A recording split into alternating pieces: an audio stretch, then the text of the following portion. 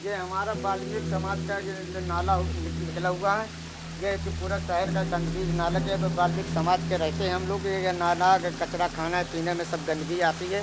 हम लोग यहाँ पे रहते हुए वाल्मीकि समाज हैं। नहीं तो पहले सूखा था, वो हमारे दादा दाई बताया करते थे कि यहाँ सूखा था, यहाँ लेटते थे, पढ़ते थे, अन्य जातियों भी आते थे यहाँ पे पढ़ते। 40 साल हो गए ये नाला हमको देखते हुए बैठा हुआ गंदगी का। पूरा शहर का पूरा नाला पर पानी है, यहाँ से निकलता है। तो हमारे लोग रहते हैं इसी कारण से यहाँ से निकल दिया गया नाला, तो यहाँ से निकल जाएगा। ग्रामीण लोग होते तो ये कुछ नहीं, ये भी नहीं होने देते।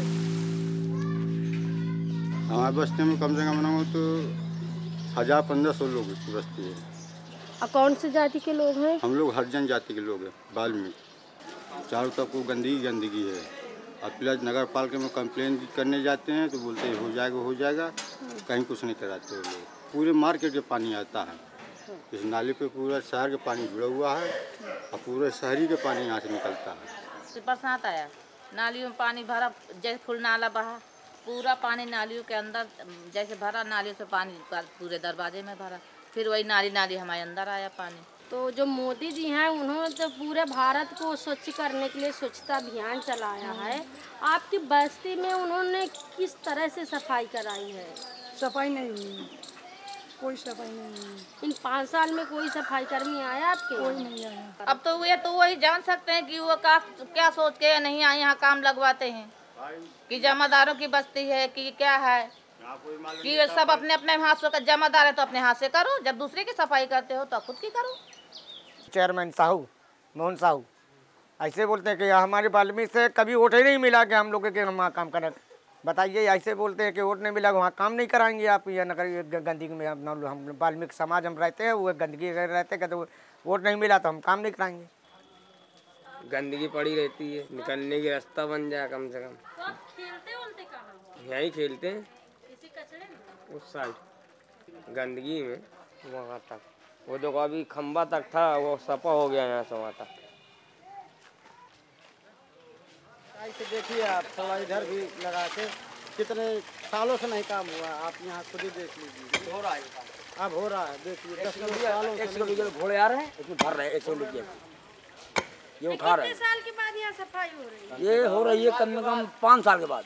यहाँ पर वोट कब पड़ना है? 6 मई को, में 6 मई तक पूरा साफ करना है पूरा नाला।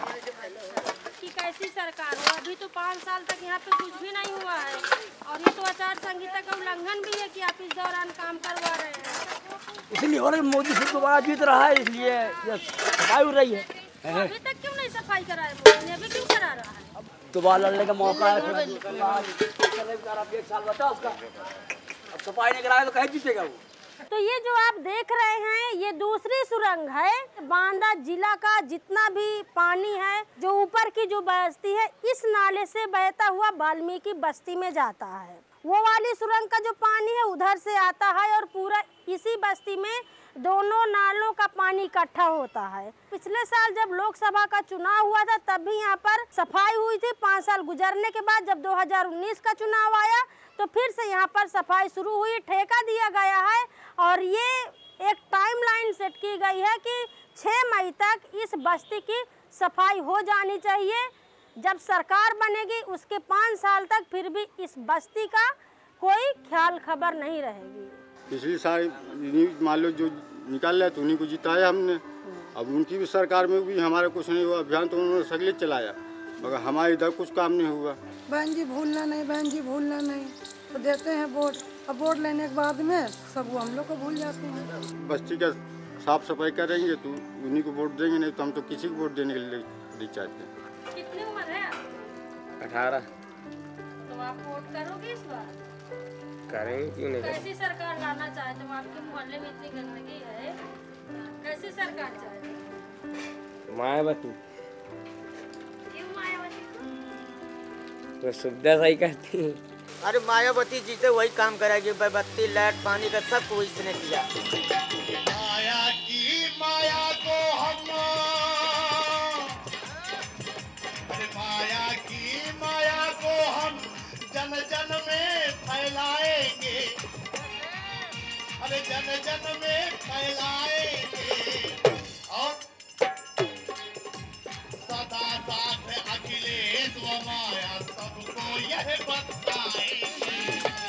गठबंधन बहन मायावती जी का, अखिलेश जी का और आरएलडी के नेता का ये गठबंधन बना हुआ है और बहुत व्यापक असर है इसका, बहुत व्यापक प्रभाव, बहुत ज़्यादा उत्साह है गठबंधन के लिए जनता के बीच में। हम जानना चाहेंगे कि अभी तक आप बीजेपी में सांसद थे और उस पार्टी को छोड़ के आपको यहाँ पर क्यों आना पड़ा सपा में?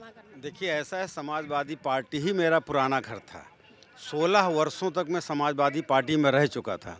ये तो एकाएक घटना थी या दुर्घटना थी कि मुझे भाजपा में जाना पड़ा और फिर भाजपा से फिर से वापस होना पड़ा। जातिवाद का चुनाव भाजपा लड़ती है, जातपात का चुनाव कुछ और अन्य पार्टियां लड़ रहे हैं, लेकिन सपा बसपा का गठबंधन जातिवाद में नहीं बल्कि गरीबीवाद का चुनाव लड़ रही कि गरीबी कैसे हटाई जाए। तो यहाँ पे आज आप किस लिए आए? हम आए हैं कि हम सबको जैसा देखेंगे, जैसा होगा माहौल देखेंगे, सब अपनी कहानी सुनाएंगे। हम चाहते हैं बढ़िया सरकार की, गरीबों की भी सुने।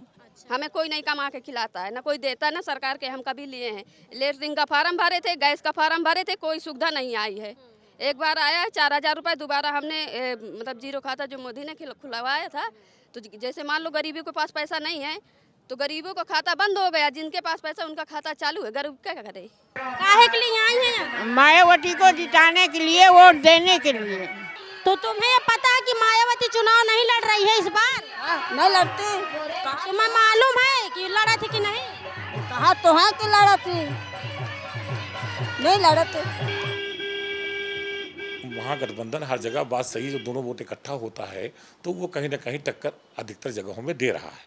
मेरे यहाँ तो ज़रूर गलती किया है पार्टी ने कि यहाँ पर जो महागठबंधन के सामने, वो तो महागठबंधन का भी कमज़ोर प्रत्याशी था जो यहाँ सांसद रह चुका था, उसके विषय में लोग जानते थे, लेकिन जो अभी प्रत्याशी उतार दिया है वो तो और भी बहुत कमज़ोर है बीजेपी में, और वो निश्चित तौर से महागठबंधन को उससे फ़ायदा हो रहा है। देखिए, दलितों ने बहुत किया, आप सबको मालूम है कि वास्तव में भाजपा ने दलितों के लिए सबसे बड़ा ज़्यादा लाभ, सरकार की योजनाओं का लाभ विशेषकर दलितों को सबको हुआ है। झूठी सरकार, झूठी अफवाहें कर करके हमें बेघर कर दिए। अखिलेश जी खाना दे रहे थे, अब मोदी ने खाना बंद करके, योगी ने खाना बंद करके लेटरिन बनवाया है। तो लेटरिन किस लिए अगर खाना नहीं खाया जाएगा तो?